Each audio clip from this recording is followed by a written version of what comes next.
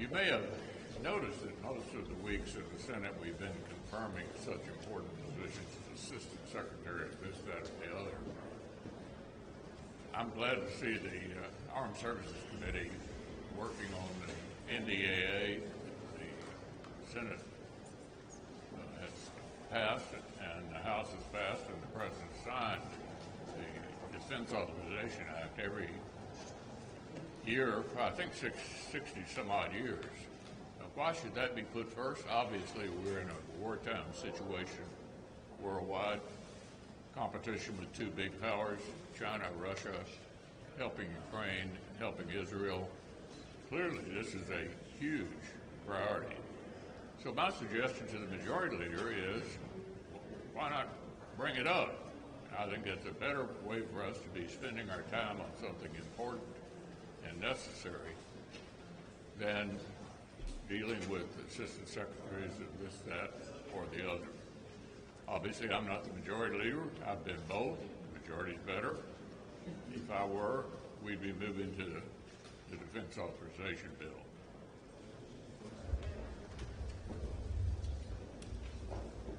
President Biden's announced border policy is too much, too little, too late. And besides that, it's not having any impact. People are still streaming across our southern border in droves. And it's an indication, again, that this president isn't serious about getting operational control of our southern border. And the American people see him that way. That's why there is skepticism all across the country that this president has any level of seriousness when it comes time to dealing with what is a major crisis, and I would add a national security crisis at our southern border. Two recent examples of that. There was an internal memo that the press obtained that suggested to the Border Patrol officials and directed them, the Biden administration directed them, to allow all single adults from Eastern European countries into our country. Just admit them, send them into the country. And evidence again and proof that catch and release is still the policy of this administration. The other thing they did, last week it was reported, the Biden administration had ceased to process 350,000 asylum cases to adjudicate them either approve or deny. That's 350,000 people, again. Just, you call it mass amnesty, whatever you want to call it, but it's clear indication, once again, that this president is not serious about the border, and the weakness that he has exhibited on the border is not lost on the American people. J.D. Vance and I have a letter that we sent to the administration demanding answers for those 350,000 people, asylum folks who are here that have basically been just let go into the country. And I'm not expecting an answer right away, but I hope we get an answer and some accountability for that action. It's pretty clear that the only way that we are going to get the southern border under control is to get a new president.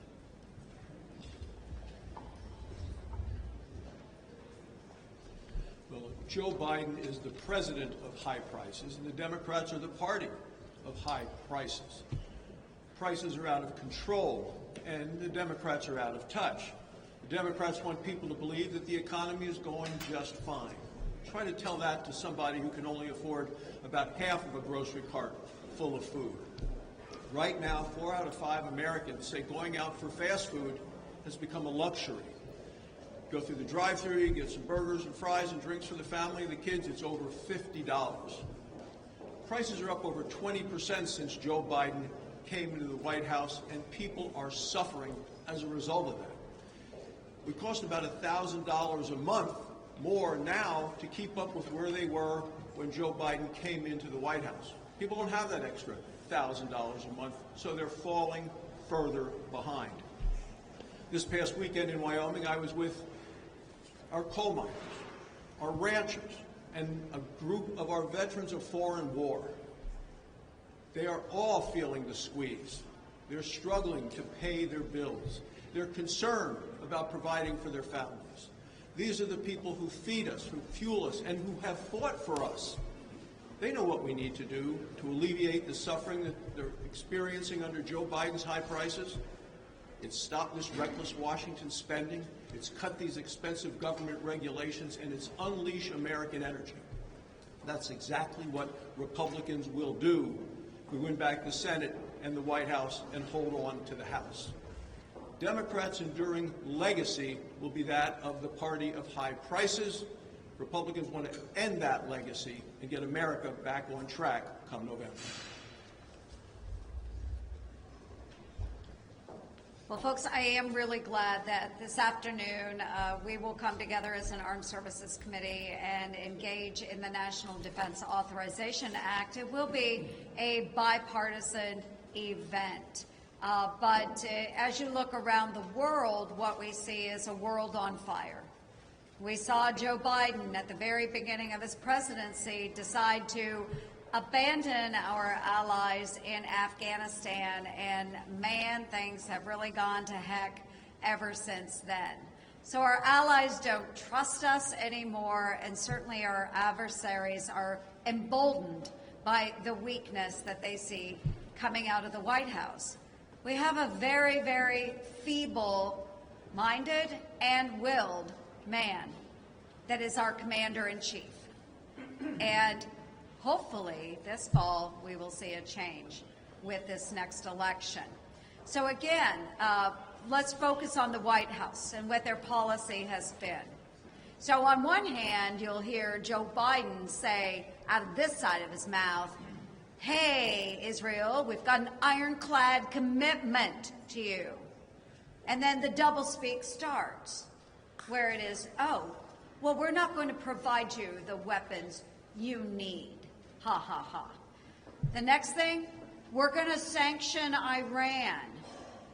And then over here, we're not going to enforce them, which means we've got a 5-year high of oil revenues going into Iran, over $80 billion worth that should have been sanctioned. And of course, with Ukraine, he pushed and pushed and pushed Congress to get an aid to Ukraine bill done. Get the Ukraine bill done. And then over here, "Oh, I'm sorry, Ukraine, you can't use these weapons to strike inside of Russia." Folks, I don't know what's going on in this administration other than Joe Biden is so darn weak. Maybe he doesn't really understand what's going on. I have never known a country to win a war by staying in a defensive position. This has got to stop. It's why I am working on an NDAA that strengthens our military and makes us the most lethal fighting force on the face of the planet. And I hope our Democrats join us in this endeavor. Well, a couple of weeks ago, I brought to your attention that the Inflation Reduction Act, the IRA, portions of the grant program that were provided for in that program, bill, in the name of green, were going to organizations. The money's going to organizations that are basically anti-American. I highlighted that Climate Justice Alliance was going to be receiving $50 million and then you find out who are these people. You find out they're anti-police, anti-military, anti-Israel, and a great number of things. So the administration is willing to fund these groups through the EPA. So I said then, and I'll say now, and I was mixed up on the movie, I said follow the money. So we've been following the money in committee ever since in our oversight capacity. And what we have found is that other groups associated with this green grant program, Green Communities, Environmental Justice, we found some more organizations that are either going to be the beneficiary or are going to be the people that say who the beneficiaries are. So I'll highlight these in my handy-dandy chart. New Jersey Alliance for Immigrant Justice tweeted, "The border and concept of citizenship is racist and classist farce." That's their president, thinks that our citizenship is racist. The New York Immigration Coalition has stated on their website, all state and local government employees should be prohibited from collaborating with federal immigration authorities. ICE has a racist and abusive agenda, and states should end support for detention and deportation. These are organizations, these two, who are receiving or are going to determine who receives the money from the Green Climate Fund. So several of the speakers in front of me have talked about the Biden and immigration. He puts out this immigration plan, how we're going to stave off this illegal immigration. At the same time, his administration is giving money to anti-immigration enforcement groups. It's hypocrisy at the highest. It's very slack oversight at the least, and it's very dishonest when you talk to the American public about the goals of a green climate fund are being determined by immigration justice and immigration coalition groups.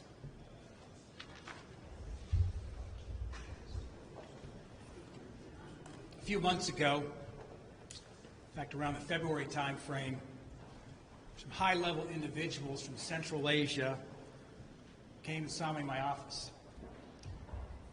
They warned us that there were tens of thousands of Central Asians streaming across our southern border over the course of the last year. They were concerned that some of those Central Asians had terror intent. Then just yesterday, the FBI's Joint Terrorism Task Force and Immigration and Customs Enforcement arrested 8 Tajikistan ISIS members in Los Angeles, New York, and Philadelphia. It used to be JFK was the entry point before Joe Biden was president. They all came through the southern border. This is the same group that on March 22nd of this year attacked the Moscow concert hall, killing 145 innocents and wounding hundreds of others and setting the place on fire. You would think that illegals coming in from Tajikistan might alarm the Biden administration after they saw what happened at the Moscow concert hall about 3 months ago. In fact, one of those that they arrested last night had been detained and then released again at the southern border. Another one had used the Biden design, Homeland Security design, CBP-1 app. The only thing more shocking than our unsecure southern border is that we haven't had a terror attack on our soil yet. Make no mistake, it was Joe Biden who rolled back the successful Trump policies that kept this nation and our southern border much safer. It was Joe Biden who made the border a lot more unsecure. And it was Senate Democrats who enabled him the past 3.5 years. But rest assured, it'll be the American people who ultimately hold them accountable come November. Should we continue the tradition? Tomorrow you're going to the NRSC. First time you haven't spoken to Trump since December 2020, from what we understand. Do you want to confront any of the bad blood between the two of you, or any of the issues you had, including over January 6th? You know, I said 3 years ago, right after the Capitol was attacked, that I would support our nominee, regardless of who it was, including him. I've said earlier this year, I support him. He's earned the nomination by the voters all across the country. And of course, I'll be at the meeting tomorrow. Alex? Some of your colleagues are talking about using budget reconciliation next year to plus up defense spending in line with what Roger Wicker's talked about, also tackling some mandatory spending to help reduce the deficit. What are your thoughts on those ideas?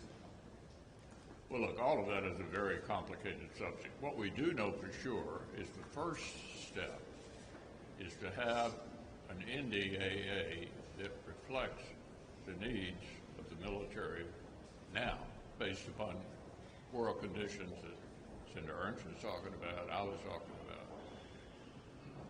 How to achieve that is very complicated. But let me just say, the first step is we need to have a Republican president, a Republican House, and a Republican Senate, or there'll be no reconciliation at all. And it is an important tool. We hope to have an opportunity to use it, and we'll find out the first Tuesday in November.